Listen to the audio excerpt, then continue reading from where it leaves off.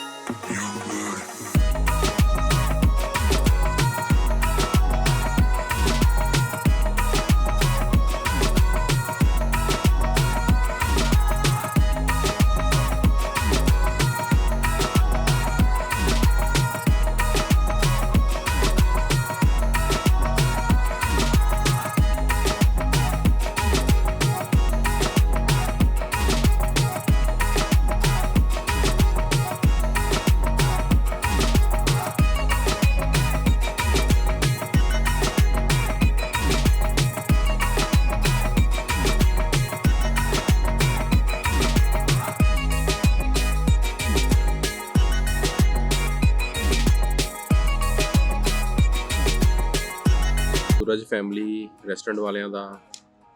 fried rice आ गए हैं वैज fried rice check करो पहले प्लेट में ये हाफ प्लेट है कितनी क्वांटिटी आंटी देंदे ने फिर अच्छे वेजिटेबल्स चेक करो कि वेजिटेबल्स कितनी आंटी ने पाइयां ने इहदे च गाजर प्याज शिमला मिर्च पत्ता गोभी सारियां वेजिटेबल्स पाइयां हुई ने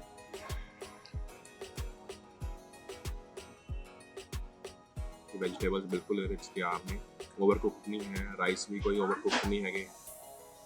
बिल्कुल अच्छी तरह कुक ने आंटी की हॉट सेलिंग आइटम जो ठीक है बहुत अच्छी तरह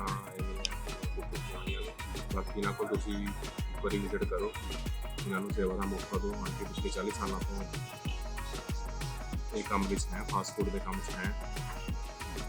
हार्ड अर्नर है इन्होंने एक बार आके जरूर मौका दो ठीक है एक बार आऊँगे तुम बार बार इस थां पर आओगे हाईली रिकमेंडेबल है थैंक यू वेरी मच